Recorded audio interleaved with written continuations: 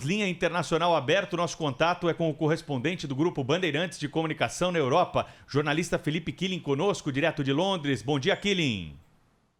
Bom dia, Pedro. Bom dia a todos que nos acompanham. Aqui na Europa aconteceram protestos neste final de semana também contra o racismo. Em Londres, milhares de pessoas se reuniram na Trafalgar Square, no centro da cidade. De lá, a marcha foi até a Embaixada dos Estados Unidos e no caminho parou em frente à residência oficial do primeiro-ministro Boris Johnson, a 10 Downing Street, e também no Parlamento Britânico. Cartazes diziam: "Vidas negras importam" e "Justiça para George Floyd". O pessoal também gritava: "Sem justiça, sem paz".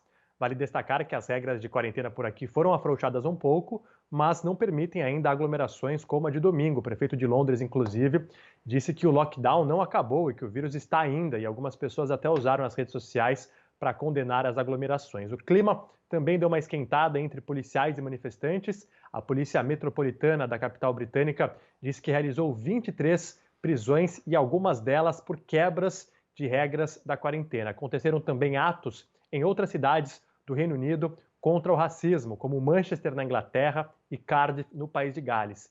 Em Berlim, na Alemanha, manifestantes se reuniram em frente à Embaixada dos Estados Unidos na capital. As pessoas usavam máscaras e carregavam cartazes pedindo justiça. Algumas ruas foram bloqueadas e o pessoal também colocou fogo em objetos e houve confronto com policiais. Em um muro conhecido da cidade de Berlim pelos grafites, a frase "Eu não consigo respirar" foi escrita, uma alusão ao que disse George Floyd quando era sufocado por um policial americano. Em Milão, algumas pessoas também foram à embaixada americana na cidade e escreveram nas máscaras de proteção: "Não consigo respirar". O movimento aqui na Europa é inspirado no que acontece nos Estados Unidos, mas quem protesta também quer chamar a atenção para a violência policial no continente contra minorias. Volto com vocês. Felipe, queria te perguntar a respeito da reabertura das escolas que começa hoje na Inglaterra, não é? Eu te pergunto porque em todos os protocolos aqui anunciados pelo poder público no Brasil, as escolas são sempre colocadas em último lugar na lista ali do relaxamento da quarentena. O país aqui ainda não enxergou uma possibilidade segura de fazer com que crianças e adolescentes convivam no mesmo espaço. Como é que vai ser o protocolo de segurança na Inglaterra para que voltem as crianças às escolas?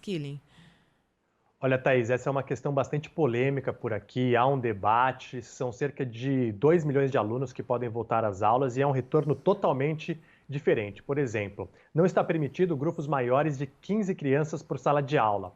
Há horários alternativos para que os pais levem e busquem os filhos, para evitar aglomerações. Professores estão usando máscaras e visores como forma de proteção.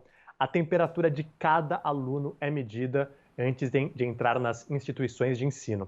Nas salas de aulas, há marcações no chão onde as mesas precisam ficar para respeitar o distanciamento. E no recreio, há áreas específicas para cada grupo de criança. Há uma série de regras de higiene e distanciamento social e, mesmo assim, fica a critério de cada escola decidir se abre ou não. Muitas continuam fechadas. E uma pesquisa mostrou que 46% dos pais vão deixar os filhos em casa, porque eles ainda não se sentem seguros.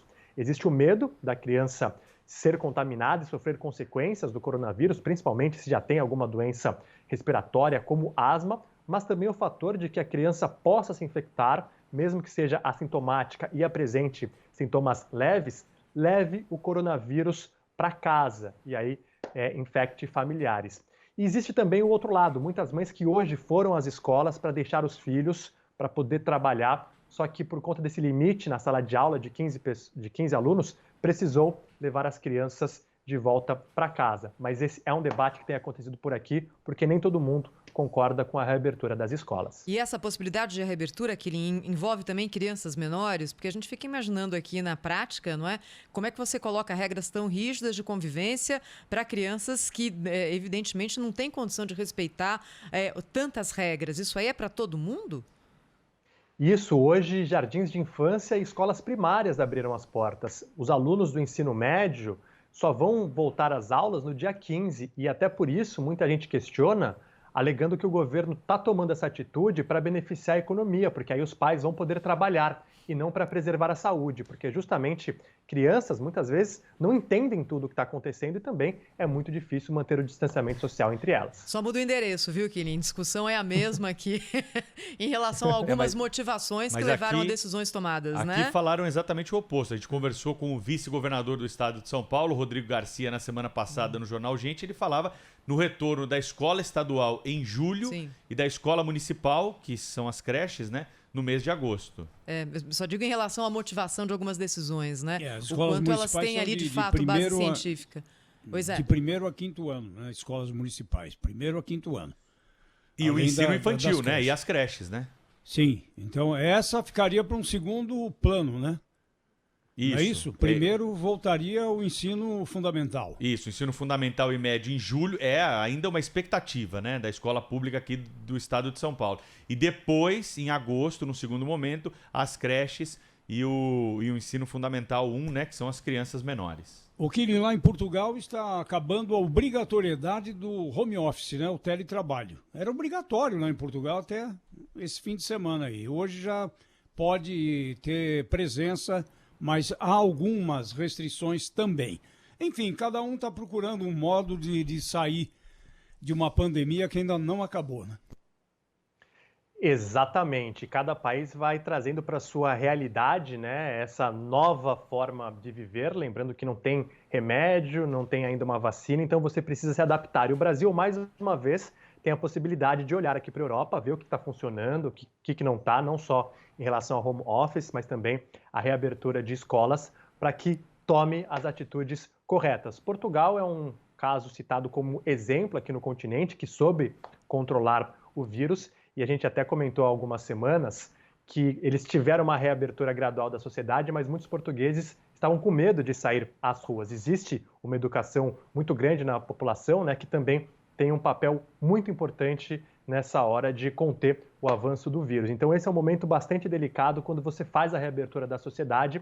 E um exemplo que eu dou é que ontem fez um dia lindo aqui em Londres e os parques estavam abarrotados. Então existe um medo grande das autoridades nessa reabertura de não perder a mão para que não aconteça uma segunda onda.